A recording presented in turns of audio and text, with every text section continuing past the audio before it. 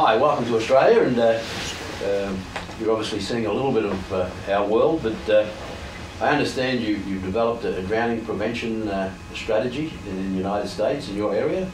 Care to give us some feedback on that? Absolutely, Bill.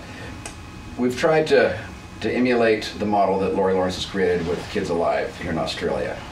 And in the States, we found that drowning has the same rates as many other industrialized countries, that children under the age of 5, it's one of the leading causes of death, and with that age group, it's primarily in the pools.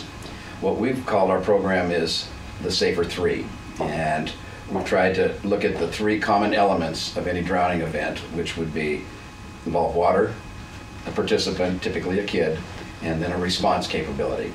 And we want to call this program Safer 3 rather than the Safe 3, because when it comes to water-related activities, there's no such thing as being truly safe, which means you would be free from risk of harm, injury, or death. But you can be safer, you can reduce the risk. So our message is to try and get people to recognize where the risks are with the water that's in their lives, whether it's in the home, in the yard, in the community, when they go on vacation.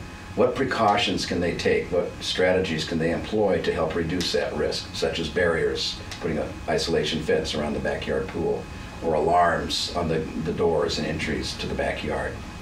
Safer Kids would tie in supervision if they're actively supervised rather than passively, having constant eye contact when they're in, on, or around the water, having kids learn to swim, but realizing that with increased ability comes responsibility, that they need to follow the rules and use common sense and understand that even high-level elite swimmers are still at risk, as Fran Crippen showed us so tragically, where there was a situation that arose and it caused his life.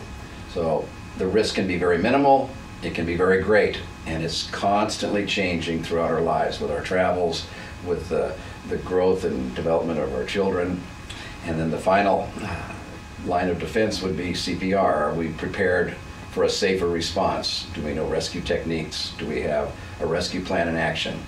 And the Amy Vest story with her little son James is just a perfect example of this, that without their training, without having an action plan in place, they would have lost their son.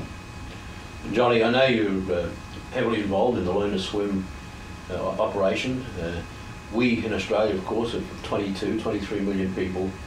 85% of them live within an hour of the beach, and those who don't live near dams or rivers. And so it's a constant threat to people very young in Australia, and of course the Learn to Swim arena is very, very important.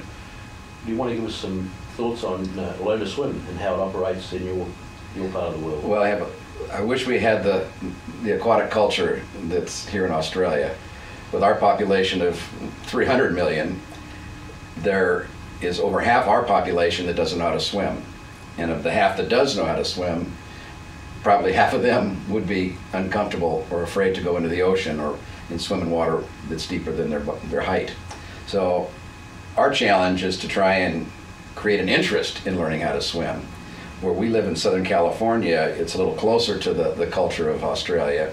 So we have the ocean, we've got lakes and rivers, and we've got a plethora of backyard pools.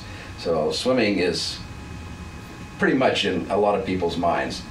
Getting young children started is another story. A lot of them still hold to the old adage that they'll start when they're 5 or 6, but we see probably 70–80% of our clientele, which could be 3,000 to 4,000 children a year, under the age of 5, so it's wonderful in that regard. We have a year-round program similar to most here in Australia, where we want to develop from the beginning a strong foundation of breath control, balance control, and then learning how to move through the water, incorporating safety skills as the swim skills progress, and eventually get a child to have within themselves the skills that can preserve their life in the water. We want to create a culture of fun and enjoyment and positive reinforcement so that they will always enjoy their life in the water. But we also want to provide the opportunity for them to develop to the full potential. In that regard, we've had 5 former students go on to the Olympics in swimming and water polo, and we have 5 students going to the Olympic trials this year. That's fantastic.